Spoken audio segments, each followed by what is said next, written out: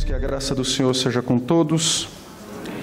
Vamos abrir as nossas Bíblias no livro de Deuteronômio, capítulo de número 17.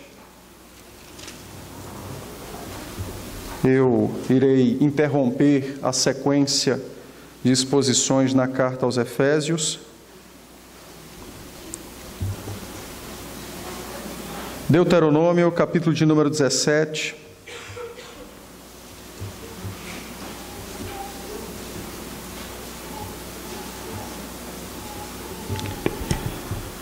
Diz assim a palavra do Senhor.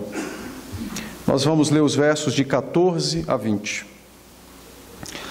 Quando entrares na terra que te dá o Senhor teu Deus, e a possuíres e nela habitares, e disseres: estabelecerei sobre mim um rei, como todas as nações que se acham em redor de mim, estabelecerás com efeito sobre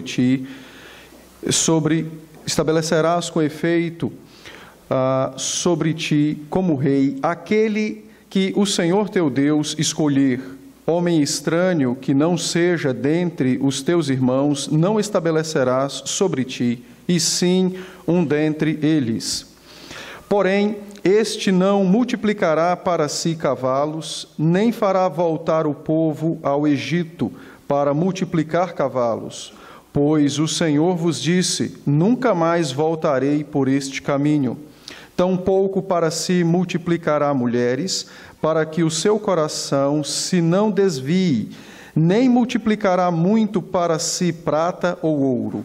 Também, quando se assentar no trono do seu reino, escreverá para si um traslado desta lei num livro, do que está diante dos levitas sacerdotes, e o terá consigo, e nele lerá todos os dias da sua vida, para que aprenda a temer o Senhor seu Deus, a fim de guardar todas as palavras desta lei e estes estatutos para os cumprir. Isto fará para que o seu coração não se eleve sobre os seus irmãos e não se aparte do mandamento, nem para a direita e nem para a esquerda, de sorte que prolongue os dias no seu reino, ele e seus filhos no meio de Israel. Vamos orar? Senhor, dá-nos a Tua graça nesse instante, falando a nós pela Sua palavra e instruindo-nos segundo o Seu querer, que o Teu Espírito nos explique o texto e que Ele mesmo, o ministro por excelência, também aplique a nós, a fim de que nosso coração seja moldado, dirigido por Ele, para que a nossa vida possa refletir a ação do Espírito, a presença da palavra, o governo do Senhor sobre nós. Tem misericórdia, então, da sua igreja, cativa o coração, dá-nos a tua graça de podermos cultuá-lo sem nenhum tipo de impedimento. Pelo contrário, que tudo colabore e concorra para a glória do teu nome e para o nosso bem, no que diz respeito a te ouvirmos. Sei com esse teu servo, e minhas faltas e meus pecados não sejam impedimentos para que o teu povo ouça a sua voz, mas poderosamente usa-me e fala através de mim ao teu povo. É o nosso desejo, é em Cristo Jesus que oramos. Amém. Meus irmãos, eu vou interromper então a exposição aos Efésios, dado uma grande necessidade. Nós estamos a 8 dias das eleições presidenciais e também governamentais ou estaduais, e é necessário, então, instruir a igreja sobre como os cristãos devem agir na hora do seu voto. É bem verdade que nós temos ouvido em diversos lugares e desde muito tempo que política e religião não se discute. E, infelizmente, essa ideia acho que penetrou na igreja e temos tratado a vida civil como se fosse algo à parte ou separada da nossa vida cristã e do domínio da palavra de Deus. Um pastor batista calvinista chamado Charles Spurgeon disse o seguinte, que aqueles que defendem a ideia de que política e religião não se discutem são exatamente os mesmos que aprovam falsos profetas nos púlpitos das igrejas e bandidos nos palácios. Não pensar na vida como um todo debaixo das Escrituras é exatamente trazer ao domínio de Satanás aquilo que é deixado de lado de fora da palavra de Deus. Por esta razão, então, compete a nós discernir os nossos tempos e discernir os momentos pelos quais temos vivenciado hoje em nossa pátria, principalmente esse grande momento que se aproxima de nós, que é o momento, então, das eleições presidenciais e estaduais. Eu não vou tratar sobre questões partidárias, porque um presta, o outro não é essa a ideia. O que pretendo fazer nessa noite, à luz do texto que li, é fazer com que os irmãos discernam que é nosso dever, como crentes, votar como crentes, debaixo do temor e da orientação das Escrituras. Nós estamos vivendo dias onde há uma guerra ideológica e a única arma que se tem para vencer essa guerra é as Escrituras. E se nós não discernirmos, não pensarmos pelo viés das Escrituras, pensaremos pelo viés dos nossos inimigos. Ou nos posicionamos pelas Escrituras, ou nos posicionamos contrário às Escrituras. E os irmãos perceberão isso ao discorrer do texto. Ou ficamos com Cristo, ou contra o Senhor Jesus Cristo. A Bíblia nos diz que o Senhor Jesus Cristo é o Rei do universo. E de modo particular é nosso Rei em nossa vida. É Rei Salvador na sua igreja, o seu povo. Como Rei do universo, o Senhor Jesus Cristo também designou homens para governar a terra. Deu a eles a autoridade, e a estes a quem ele deu a autoridade, lhes confiou o cuidado dos justos, ao mesmo tempo que também lhes confiou a disciplina dos perversos. O texto que nós acabamos de ler nos mostra claramente essa verdade. O povo de Israel estava à beira do Rio Jordão. Moisés está relembrando tudo aquilo que já se passou durante o deserto. O livro de Deuteronômio se dá nesse ambiente histórico. O povo já está à beira de passar o Rio Jordão. E agora, então, Moisés, advertido pelo Senhor, relembra ao povo tudo aquilo que os seus antepassados haviam vivido no deserto, e alguns deles também haviam vivido no deserto. Então, ao lembrar a eles toda a lei, bem como os estatutos, trouxe a eles grande responsabilidade de, quando possuíssem a terra, vivessem como Deus queria que vivessem, haja vista que não havia desculpas para pecarem contra o Senhor. O texto de Deuteronômio foi escrito no ano de 1406 a.C. E Saul sobe ao trono por volta do ano 1000 a.C. 400 anos antes de iniciar a dinastia em Israel, ou o reinado em Israel, o Senhor adverte, aconselha e orienta o seu povo sobre questões governamentais, questões políticas. Deus, então, depois de tratar sobre a lei para com os servos, agora chama o povo e dá orientações sobre aqueles que deveriam governar o povo. O texto nos diz o seguinte: quando entrares na terra a qual o Senhor te deu, e quando possuíres a terra a qual o Senhor conquistará para vós, certamente direis: queremos um rei sobre nós, como as nações vizinhas têm. Então, verso de número 15, o Senhor disse: Estabelecerás com efeito sobre ti, como rei, aquele que o Senhor teu Deus te escolher. O Deus soberano escolhe os reis. Como faremos para escolher esse rei? Alguém pode perguntar. O texto não responde, mas diz: não será homem estranho, tem que ser um homem dentro do povo judeu. Os versos de 16 a 20, nós veremos em seguir, são as orientações para o rei, de como ele deve proceder. É bem verdade que Deus não disse ao povo como fariam para escolher o seu rei. Não disse a eles que deveriam constituir partidos, nem muito menos disse a eles que deveriam se reunir em determinada época e orarem pedindo o rei. O que Deus então disse ao povo é o seguinte: haverá um momento em que vocês desejarão ter um rei. Qual deve ser a primeira coisa que vocês devem fazer? Qual deve ser o primeiro procedimento quando esse momento surgir de querer um rei? Buscar o Senhor. O texto é claro: estabelecerás com efeito sobre ti como rei aquele que o Senhor teu Deus te escolher. Esse é o primeiro princípio que é dado ao povo na escolha do seu governante. Depender do Senhor na escolha do seu governante. Suplicar ao Senhor que nos dê governante. Os crentes tratam a política como se fosse coisa fora do domínio de Deus. Escolhem votar em qualquer pessoa e não consultam Deus em oração.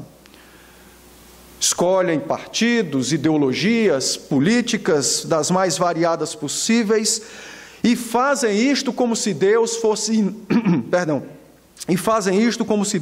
inerte e estivesse preso, confinado apenas às quatro paredes desse lugar. Decidem votar e, às vezes, até oram pedindo pela vitória dos seus candidatos, sem nunca submeter tal tipo de candidato a Deus, dizendo: Senhor, é este pelo qual um homem com coração do qual o Senhor escolheu, é este pelo qual o Senhor quer que governe sobre nós? Não. Na grande maioria, os crentes agem como se fossem soberanos de suas vidas, soberanos do seu mundo, do seu reino, e então, por si só, escolhem as mais variadas pessoas para votar. Ontem, na reunião da mocidade, conversando com uma menina que é membro da federação, ela se referiu a um candidato dizendo: eu não vou votar em tal pessoa porque ele não me representa. E eu comecei a parar e meditar nessa frase: não me representar. E muitos pensam assim: votarei em fulano porque há uma afinidade, não votarei em cicrano porque não gosto da cara ou porque não me representa. Mas a grande questão é: aonde a Bíblia nos deu permissão de escolher ao nosso bel prazer quem quer que queiramos? Aonde está na Bíblia um texto que diga: escolha o melhor candidato segundo o seu juízo? Aonde está na Bíblia dizendo: escolha alguém ou não escolha alguém por aquilo que você acha que é bom ou ruim? Me mostre esse texto. Se você mostrar, eu abandono o ministério. A Bíblia diz que Jesus Cristo é Senhor sobre nós. E sendo Ele Senhor, Ele governa e domina todas as áreas da nossa vida.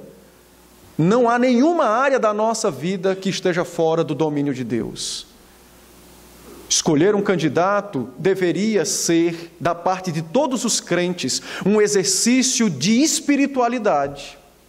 Mas tem sido feito como um exercício de carnalidade, pecaminosidade, luta para favorecer Satanás.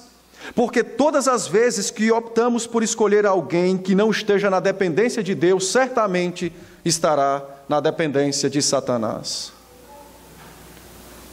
Quantas vezes ao longo desse ano dobramos nossos joelhos e suplicamos ao Senhor para que Ele guie a nós, de modo particular, a escolher alguém que vá gerenciar o nosso país? Quantas vezes fizemos isso? Mas quantas vezes saímos em defesa de pessoas que nós nem conhecemos, nunca veremos na nossa vida, muitas vezes armados com todo tipo de argumento, às vezes contrário até ao nosso pensamento ou às Escrituras. E no fundo, o que nós queremos, na verdade, é que ele defenda o meu interesse, o meu querer, o que eu acho que é bom. Não submetemos ao Senhor. O texto é claro. Deus disse ao povo: daqui a 400 anos vocês irão desejar ter um rei. Ele não disse qual seria o processo, se seria eleição, ou sorte, jogar o urim e o tumim para cima. Mas ele disse: quando esse momento chegar, vocês devem seguir esses princípios. E o primeiro dele é: me consultem. Vocês devem escolher sobre vós o rei que eu escolher. Me consultem. Me consultem. Os crentes precisam fazer isso. Precisam consultar o Senhor no que diz respeito a votar. Nós não podemos tratar o voto como se fosse uma coisa banal. Foi Deus quem nos deu esse direito. Foi Deus quem estabeleceu o governo. Não podemos fazer ou exercer esse direito como se fosse algo longe do domínio e do poder do nosso Senhor Jesus Cristo. E aí, há uma aplicação imediata para nós. Existem diversos candidatos, muitos que nós nem sabemos, seja para a presidência, seja para o governo dos estados, no nosso caso de São Paulo, seja os deputados federais, estaduais, senadores e etc. E todos eles têm suas propostas. E eu pergunto aos irmãos: os irmãos têm coragem de apresentar certos nomes diante de Deus e perguntar: este é o teu escolhido, Senhor? Sendo que são homens que defendem coisas contrárias às Escrituras, como o aborto, o casamento homossexual. O primeiro princípio é consultar ao Senhor. E aí cabe a nós essa aplicação. Será que nós, quando escolhemos certas pessoas para receber nosso voto, pelas suas propostas, nós poderíamos com tranquilidade chegar diante do trono de nosso Pai e dizer: Senhor, será este o teu escolhido para governar o nosso país? Sendo nós conhecedores de propostas que são frontalmente contrárias à palavra de Deus? Precisamos pensar sobre isso. Não podemos agir de qualquer forma. Então, se você já escolheu alguém para votar, o primeiro teste para saber se ele deve receber o seu voto é esse. As propostas dele podem ser levadas ao trono de Deus. Senhor, abençoe essa proposta do meu candidato. Abençoe o seu desejo de aniquilar pessoas, crianças. Abençoe o seu desejo de casar os homossexuais, sendo que a Bíblia proíbe frontalmente. É o primeiro teste que nós faremos, porque é o primeiro princípio que a palavra nos estabelece. Se você pode fazer isso com toda tranquilidade, então vote. Ainda que eu e qualquer outro queira lhe convencer do contrário, vote no dito cujo do qual você possa ter escolhido. Se o nome dele é capaz de subir aos céus pela sua oração, então certamente é digno de receber o seu voto. A segunda coisa que o texto nos diz é que Deus estabelece então as autoridades. E se Deus estabelece então as autoridades, significa dizer que há uma dependência tanto nossa de escolher as autoridades, mas também há uma dependência das autoridades para com Deus, porque foi Deus quem os colocou lá. O Senhor Jesus Cristo, quando esteve na véspera de sua crucificação, Pôncio Pilatos arrogantemente disse a ele: não sabes tu que tenho poder para dar ou tirar a tua vida? E o Senhor Jesus disse: nenhum poder te foi dado. Aliás, desculpe, o Senhor Jesus disse: nenhum poder te fora dado, senão aquele que desce do céu. O Pai concede autoridade. É isso que o texto nos diz. Deus estabelece então homens para governar. E esse é o segundo princípio. Nós devemos votar em sujeição às Escrituras, e aqueles que governam devem governar em sujeição a Deus. Eu não estou falando de crentes, eu estou falando de homens que devem ser sujeitos a Deus. Mas como votaremos em pessoas que se declaram claramente como incrédulas e contrárias à palavra de Deus? Como os crentes poderão pleitear votos para pessoas que são contrárias ao cristianismo e à leitura da palavra de Deus? O princípio é claro: vocês vão estabelecer um rei que eu vou escolher. Há um princípio de sujeição e de dependência. Deus estabelece.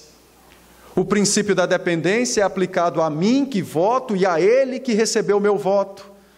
Mas como eu, como crente, posso dizer que vivo na dependência de Deus se voto para eleger alguém que odeia o meu Deus?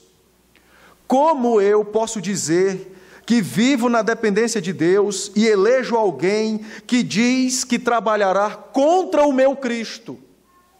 Como eu posso dizer que de fato minha vida é gerida pelas Escrituras, pelo Cristo que habita os céus, se eu escolho alguém que diz claramente odiá-lo? É algo muito simples. É algo muito simples. Como votaremos em pessoas que declaram o seu ódio contra aquele a quem nós amamos? Você votaria em alguém que quer matar o seu filho, o seu pai? Você votaria em alguém que odeia a sua mãe, os seus irmãos? Por que nós queremos votar em pessoas que odeiam o nosso Cristo? Por que nós iremos querer votar em pessoas que trabalham e trabalharão contra o meu Salvador? Por quê? Por quê?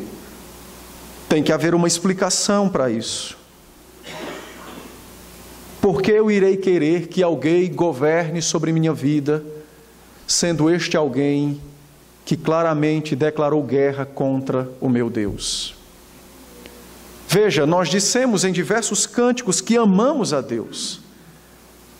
E podemos estar mentindo, está quebrando o 9º mandamento contra Deus, se dizemos que o amamos e amanhã votarmos em alguém que o odeia.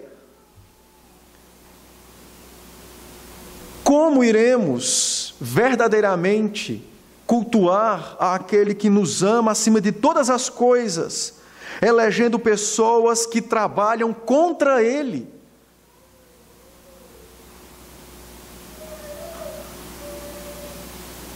O segundo princípio que o texto nos estabelece é o princípio da dependência. Nós votamos na dependência de Deus, sabendo que Deus coloca pessoas ou outorga autoridade a governantes. E votamos em pessoas que precisam reconhecer que estão debaixo da autoridade de Deus. Não estou falando de evangélicos, não estou falando de crentes, estou falando de homens que precisam ter uma noção de que há alguém acima deles. E este alguém é o meu e o seu Deus. É o que o texto diz. Observe que tudo está ligado com o reinado de Cristo sobre nossas vidas. Jesus disse o seguinte: vocês vão escolher alguém que eu escolher, e esse que eu escolher tem que ser dentro do povo de Israel. Não será escolhido um estrangeiro, não será escolhido um estranho. Esse princípio é seguido em todas as partes do mundo. Ninguém elege um presidente que não seja natural do seu país. Ninguém, nenhum lugar do mundo foge a esse princípio. Mas o que Deus está tratando aqui não é apenas olhando a parte civil do governo, mas principalmente a parte religiosa, não do governo, mas da vida cristã. Se você abrir sua Bíblia comigo, por favor, na carta aos Hebreus, capítulo de número 2, verso de número 14, Hebreus 2,14, a palavra de Deus, falando do Senhor Jesus Cristo, disse assim, falando de Cristo e de nós, o relacionamento diz assim: visto, pois, que os filhos têm participação comum de carne e sangue, destes também ele igualmente participou, para que por sua morte destruísse aquele que tem o poder da morte, a saber, o diabo. Paulo, escrevendo aos Hebreus, disse que a causa primeira para que Jesus tivesse corpo foi exatamente o fato de se fazer nosso irmão, semelhante a nós. Então ele disse, visto que os irmãos têm corpo e sangue, era necessário que nosso Salvador também os tivesse. E quando o texto de Deuteronômio diz que o rei tem que ser um dos irmãos, o texto está falando exatamente de que aquele que reina deve reinar a fim de espelhar o reino de Cristo. Há uma implicação direta com o reinado de Cristo sobre nossas vidas. Há uma ligação direta com Cristo nos céus, que reina sobre o universo, e aqueles que reinam sobre os homens na face da terra. Deus então diz ao povo, não estabelecerás para ti um rei que seja estrangeiro, porque não haverá semelhança entre ele e vós. Como não, Senhor? Ele é homem como eu. O sentido é espiritual do texto, porque não poderia haver semelhança entre Cristo e nós se ele não tivesse participado de carne e sangue como nós. Aí veja, como você pode eleger alguém que odeia Cristo, se Deus estabeleceu as autoridades para que estas, ainda que por homens não cristãos, mas por conta das virtudes e da moral, possam de alguma maneira espelhar ou refletir Cristo. E como nós escolhemos aqueles que odeiam Cristo? Isso não pode acontecer. Isso não pode acontecer. O apóstolo Paulo, escrevendo em 1 Timóteo, capítulo de número 2, os versos 1 e 2, Paulo disse aos crentes, meus irmãos, orem por aqueles que estão investidos de autoridade, para que vocês tenham vida mansa e tranquila sobre a terra. Mas hoje, nos nossos dias, o conselho de Paulo não é válido. Nem oramos e quando chega o momento das eleições, nós votamos naqueles que vão nos perseguir como cristãos. Chega o momento das eleições, nós vamos eleger aqueles que vão tirar nossa paz e tranquilidade. São exatamente aqueles que odeiam o Cristo que amamos. Como poderemos orar por eles, a fim de receber vida mansa e tranquila nesta terra? O princípio, então, estabelecido na palavra é de dependência. Você tem procedido assim na sua vida cristã? Você tem escolhido os seus candidatos na dependência de Cristo e da palavra? Você tem observado que o deputado, o governador, o prefeito, o presidente, quem quer que seja, ainda que não sejam crentes, mas pela questão ética, moral, precisam de alguma maneira, refletir Cristo?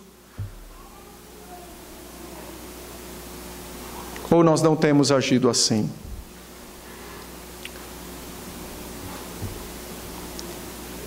Esse é o segundo princípio. O primeiro, Cristo governa sobre todas as coisas. O segundo, nós precisamos votar na dependência de Cristo. E votar em pessoas que também entendam que há alguém acima deles. O terceiro princípio que é dado, ainda no verso de número 15, é exatamente este: não vote em um estrangeiro. E agora eu vou dar a razão civil do negócio. É simples. Deus então disse ao povo de Israel: não elejam ninguém que seja um estranho, porque o estranho trará consigo a sua cultura, o estranho trará consigo o seu modo de vida, o estranho trará consigo as suas práticas pecaminosas. E aí nós nos lembramos do princípio do apóstolo Paulo, dito aos Coríntios, que as más conversações corrompem os bons costumes. Pois as más práticas, os maus costumes morais, levariam o povo a quebrar a lei de Deus e iniciaria pelos governantes, até chegar na parte da sociedade ou da comunidade civil.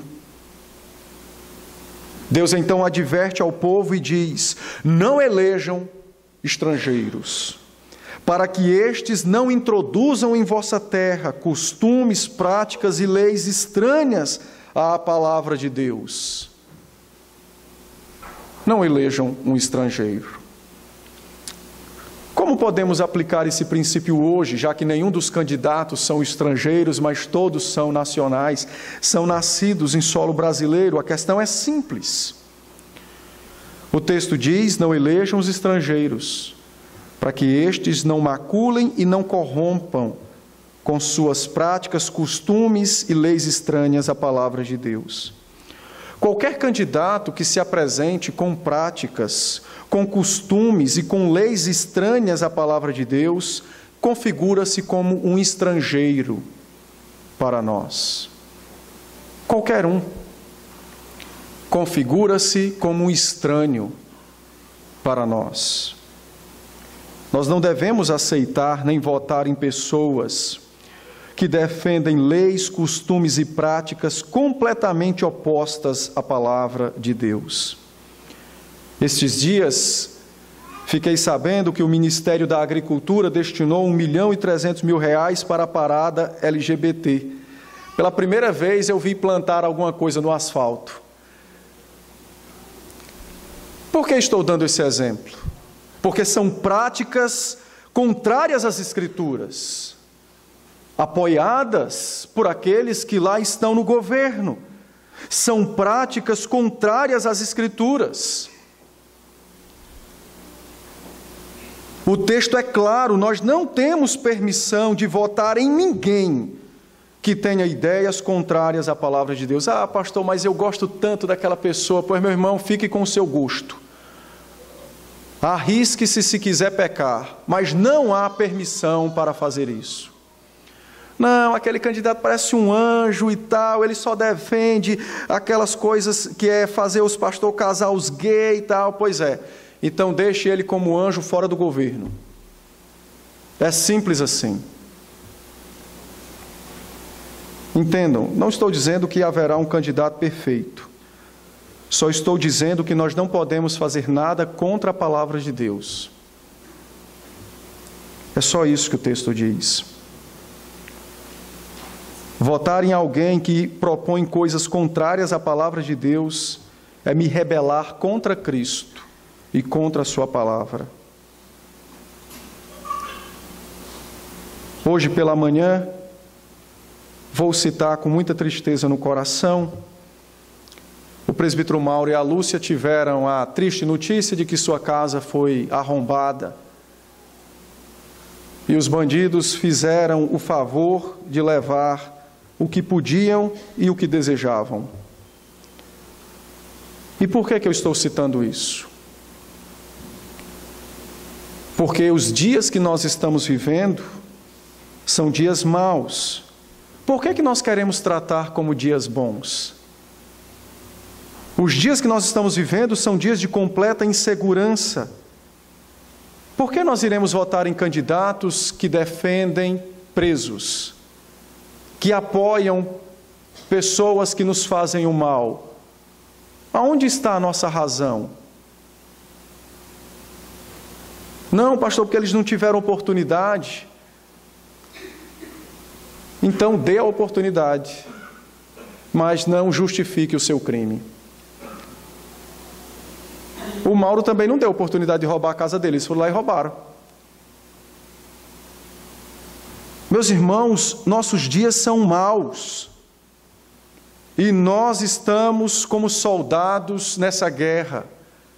E só existem dois comportamentos para um soldado numa guerra. Um, de tolo, é aquele que dá munição para que o adversário o mate.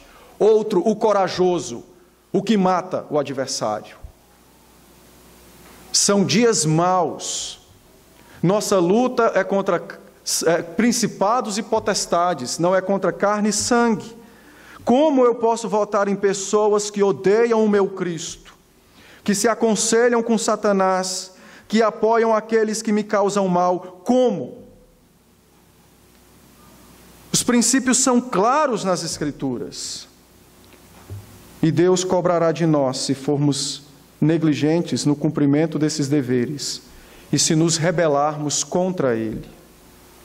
Mas o texto também dá princípios para o rei, a fim de que nós investiguemos o seu modo de vida e aquilo pelo qual ele pensa e defende.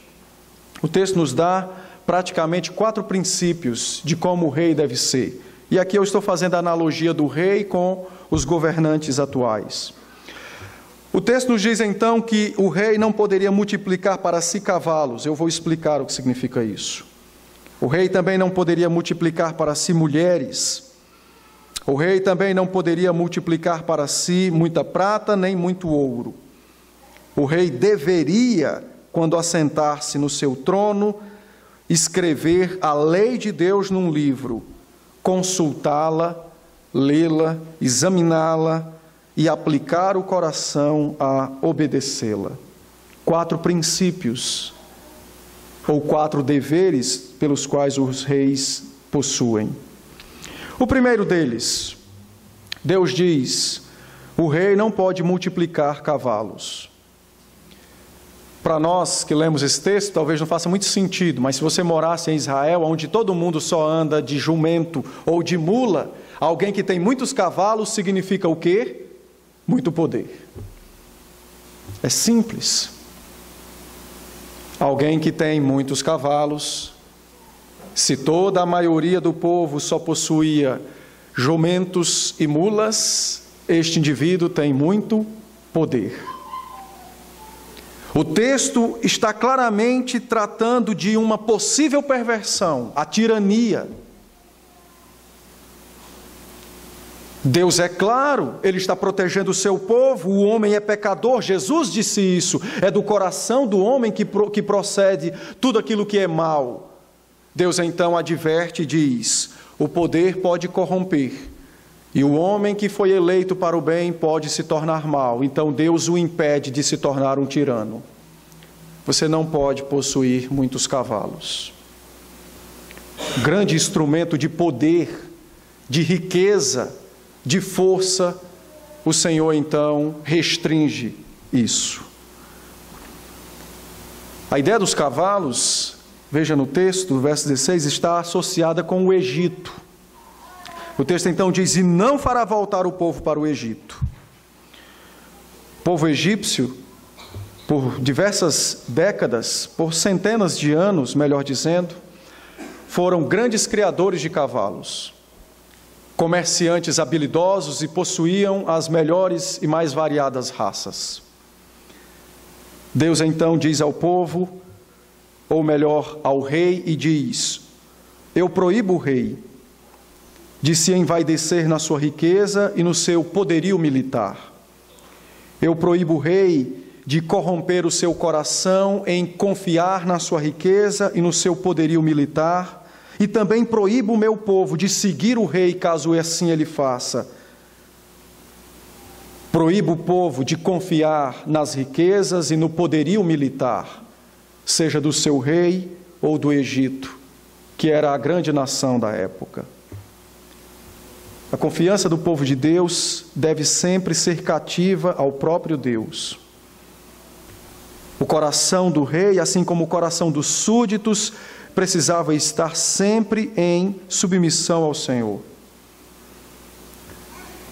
Então Deus diz ao rei: não se corrompa e não corrompa o meu povo. Infelizmente, existem alguns partidos em nosso solo que defendem o poder absoluto de algumas pessoas, o que é contrário a esse texto. E, infelizmente, muitos crentes acham isso uma ideia fantástica, o que é contrário a esse texto. O texto é claro, a proibição é explícita. Não se corrompa o seu coração confiando nas riquezas nem no poder militar. Não faça o povo se perverter. Meus irmãos, quantos de nós têm desejado tal coisa, sendo que é algo completamente contrário à palavra de Deus? Quantos têm defendido que o Estado tem que ter tudo e todo o poder?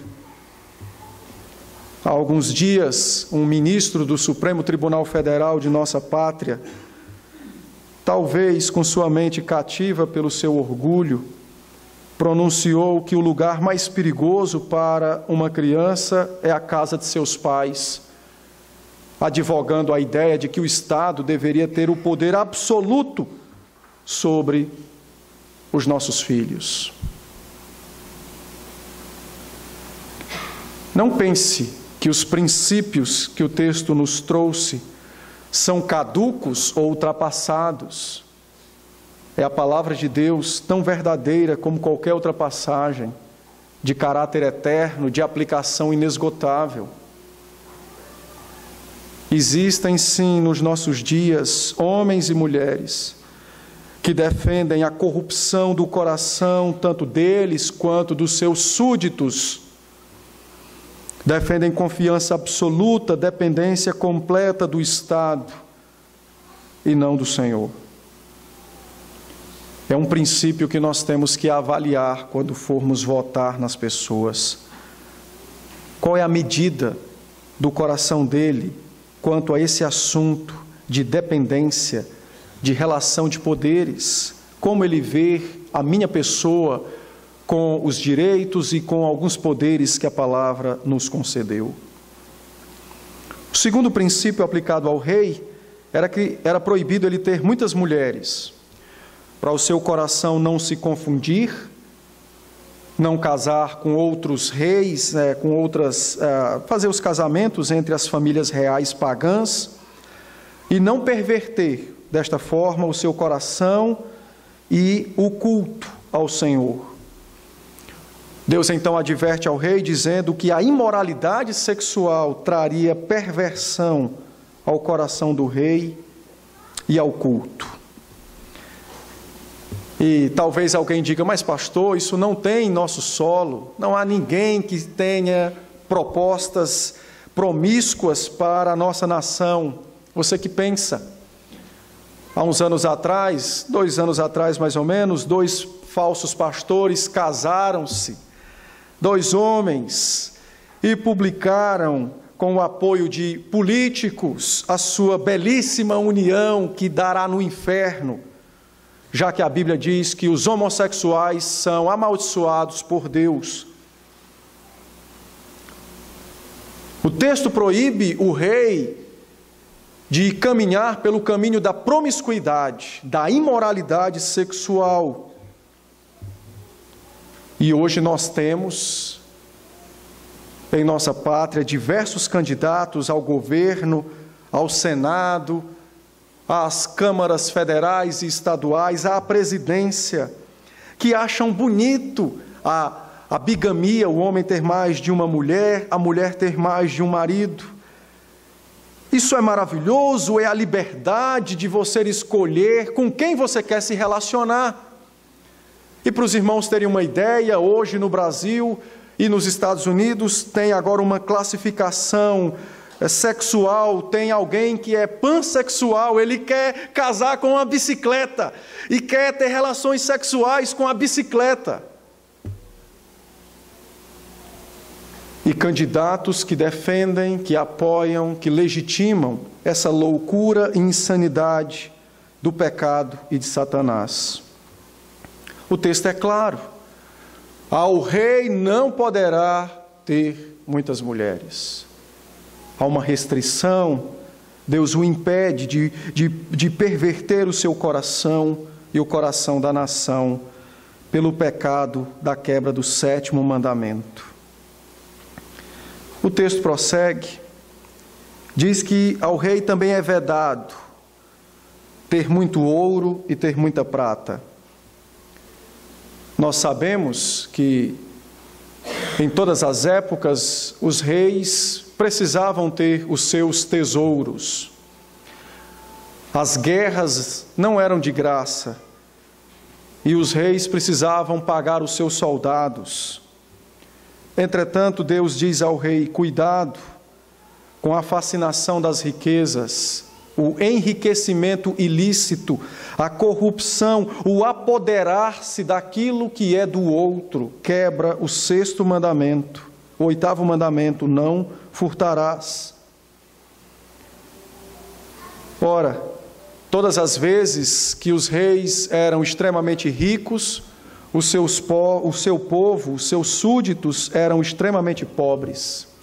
E Provérbios nos antecipa isso. Abra comigo lá em Provérbios, capítulo de número 29, por favor.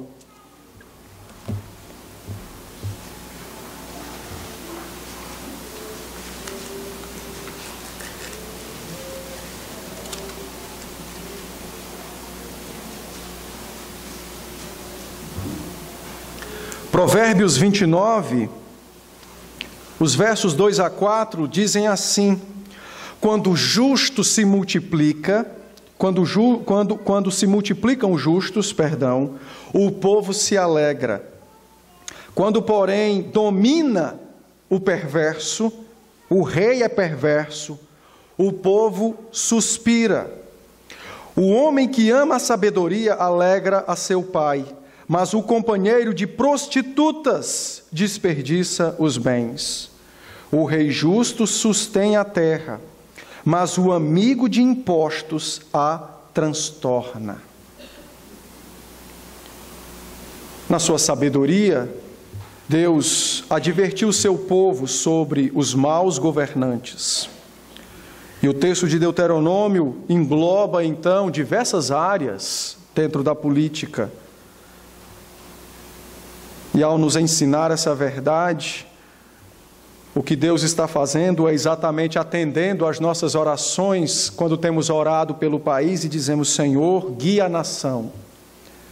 Deus então responde e abre os olhos e os ouvidos do seu povo e diz: ouçam-me e enxerguem-me.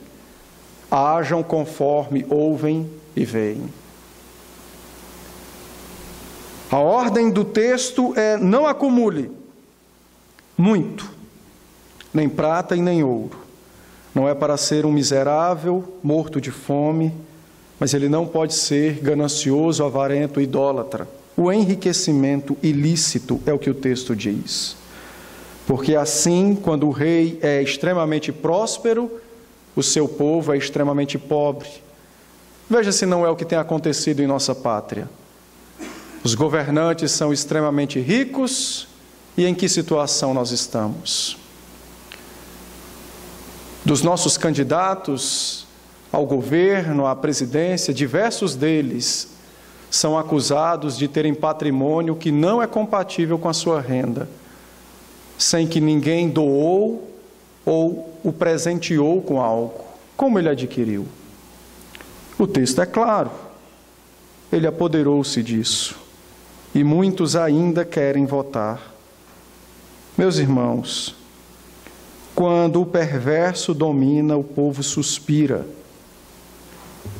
Quem irá suspirar a partir do próximo ano somos nós, caso venhamos a eleger um perverso para a nossa pátria. Quarto lugar, o texto nos diz que Deus estabeleceu um dever. Em Israel, o rei deveria fazer uma cópia da lei, deveria ler a Bíblia regularmente, a fim de não se apartar do Senhor, a fim de que 3 coisas estivessem bem presentes no seu coração. Quais? Primeiro, aprender a temer o Senhor. Volta então ao primeiro ponto, de homens que odeiam Deus, não o temem, não podem receber nossos votos. Em segundo lugar, o texto diz que eles devem fazer a cópia da Bíblia, ler o texto bíblico, os versos de 18 a 20, para que eles colocassem em prática a palavra de Deus. Ora, existem partidos que estão lutando para tirar a Bíblia das escolas. Existem partidos e políticos que estão defendendo modificar a Bíblia, o seu conteúdo, porque dizem que a Bíblia é homofóbica. Não, a Bíblia não é homofóbica, ela é realista. Deus odeia quem é homossexual. É simples assim. Se o nome de hoje é homofóbico, é bifóbico, trifóbico, ou qualquer coisa da fobia, não interessa. Deus não vai mudar o que Ele disse, e nem eu. O texto é claro. Como nós vamos votar em pessoas que querem destruir a palavra de Deus? Como nós vamos querer votar em pessoas que querem aniquilar as igrejas? Recentemente na Bolívia, na sua mudança da Constituição, foi aprovado agora o novo Código Civil boliviano.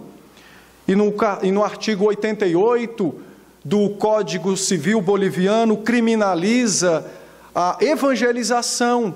Ela é posta no mesmo pé de igualdade de o rapto de crianças, de traficantes, de estupradores, de não sei mais quem, de 7 a 12 anos de cadeia. O governo esquerdista diz que não, o artigo não prevê nada contra a evangelização, e sim contra o proselitismo de pessoas com grupos radicais do Islã. A Bolívia da América do Sul, quem de acha é que vai querer ir para o Islã? Um país que tem, de toda a sua população, 90% de católico praticante. E as pessoas vêm com as conversas fiadas dessa, querendo que nós acreditemos. Governos, partidos, políticos, não se enganem, pleiteiam a nossa ruína física, moral e espiritual, pleiteiam a destruição do reino de Cristo nessa terra. E nós, como súditos de Cristo, não podemos apoiar tal coisa. O texto é claro. Eles deveriam ler a Bíblia para aprender a temer, ler a Bíblia para colocá-la em prática. Como você vota em alguém que faz o contrário da palavra de Deus? A terceira coisa que o texto diz, no final do verso 20, é que o rei deveria ler a Bíblia para lembrar sempre que ele é igual ao seu povo, ele é igual aos seus irmãos. Veja o que o texto diz no verso de número 20. Isto fará para que o seu coração não se eleve sobre seus irmãos, e não se aparte do mandamento nem para a direita nem para a esquerda, de sorte que prolongue os dias do seu reinado, ele e seus filhos, no meio de Israel. No início do verso 20, ele fará isso, ler a Bíblia, para que o seu coração não se eleve sobre os seus irmãos. O rei deveria entender que, ainda que esteja investido de autoridade para governar, ele permaneceria no mesmo nível dos seus irmãos, ou seja, debaixo da lei de Deus. A nossa Constituição diz que todos são iguais perante a lei. Uma mentira clássica. Uma mentira clássica. Todos não são iguais perante a lei. Isso é uma mentira muito bem contada, porque os governantes têm buscado estar acima da lei, fazer as leis, mudar as leis, ou dizer quais são suas aplicações. Existem partidos, existem candidatos que não se enxergam como iguais ao povo ou a nós. Pelo contrário, seus corações se elevaram, eles estão em um outro nível.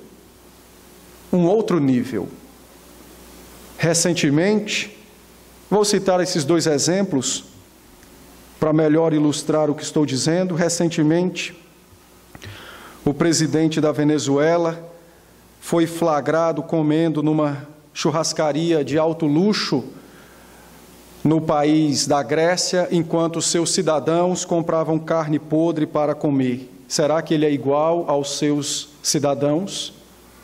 Ele se mantém no mesmo nível daqueles que o elegeram? Nós precisamos pensar sobre estas coisas, porque todas elas nos afetam, não somente na parte física ou civil, mas principalmente na parte espiritual, naquilo que tange ao nosso relacionamento com o nosso Deus. Eu finalizo, irmãos, dizendo a vocês que o cristão deve sim discutir política, deve sim discutir religião, para não sermos cativados pelos falsos profetas, nem pelos bandidos nos palácios. Mas como vamos discutir política e religião? Com o que eu acho que é bom? Com o que eu acho que é certo? Não. Eu não sou ninguém. Eu sou apenas um súdito no reino de Cristo.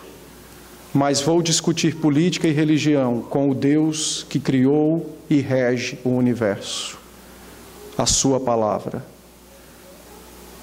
E se você não confia na Bíblia para lhe dirigir em como escolher um candidato, eu lhe recomendo não confiar em Cristo para salvar a sua alma. Não confie nele para guiá-lo aos céus depois da morte. Se você não confia nele para colocar alguém nesta terra sobre você. Vamos orar? Pedir ao Senhor que seja gracioso e nos dê paz na nossa votação no próximo domingo.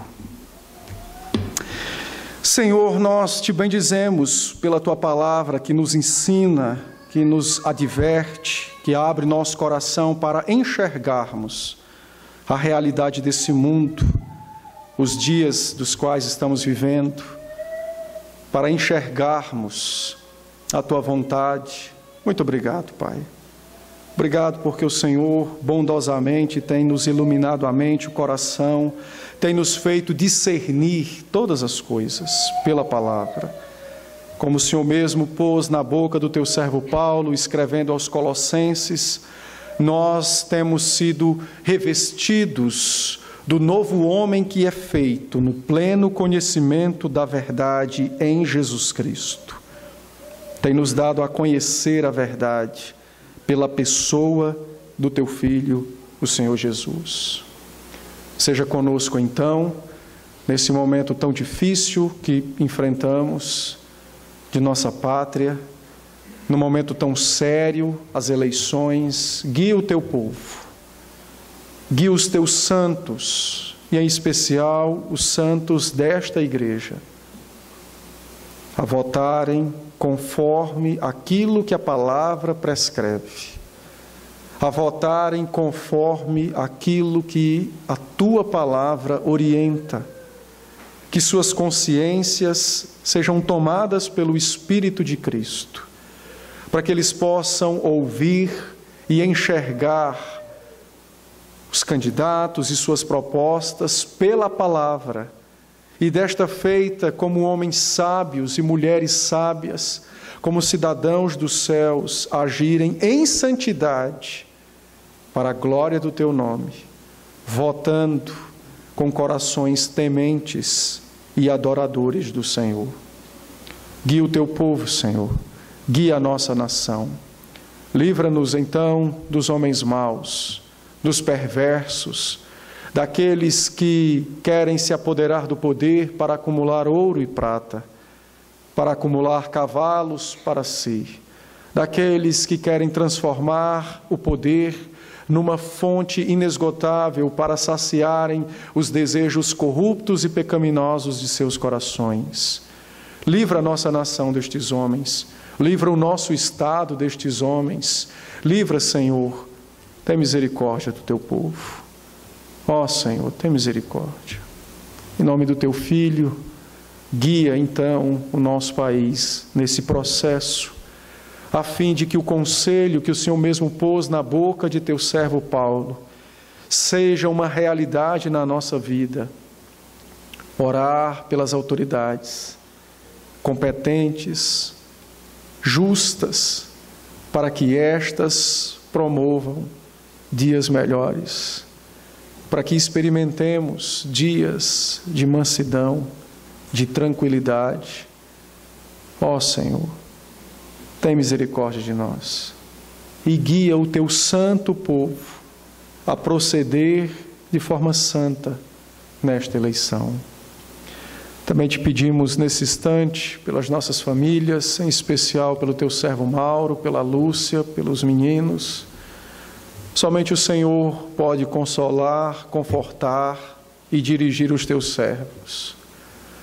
Não é apenas, ó Deus, a perca financeira das coisas, mas é a invasão daquilo que o Senhor confiou a nós.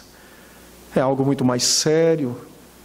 Ó Senhor, mexe com o coração, com a mente, por isso visita os teus servos e encoraja-os, ó Deus, a viver cada vez mais em submissão à sua palavra, sabendo que mesmo este infortúnio, terrível como é, não esteve fora de seu controle nem de seu conhecimento, e que certamente o Senhor sabe o porquê dos teus servos passarem por isso.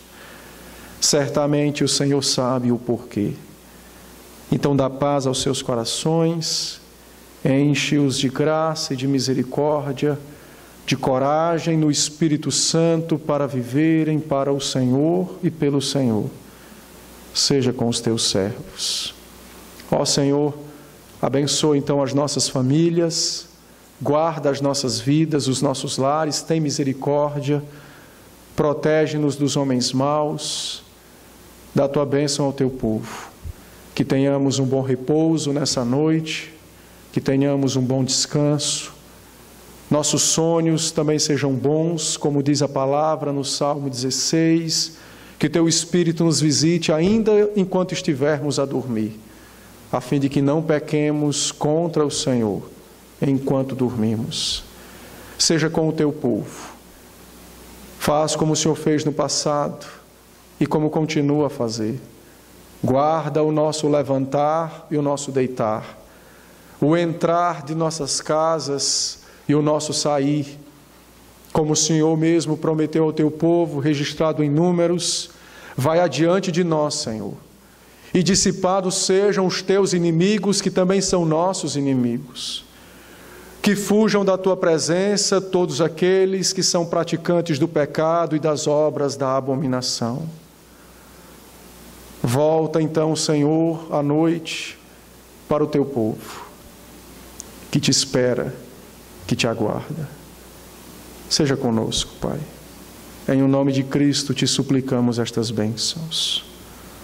Agora, meus irmãos, recebei a bênção, que a graça de nosso Senhor e Salvador Jesus Cristo, o amor de nosso eterno, bondoso e soberano Pai, o poder, a comunhão e as consolações do Senhor sejam sobre vós, agora e para todo sempre.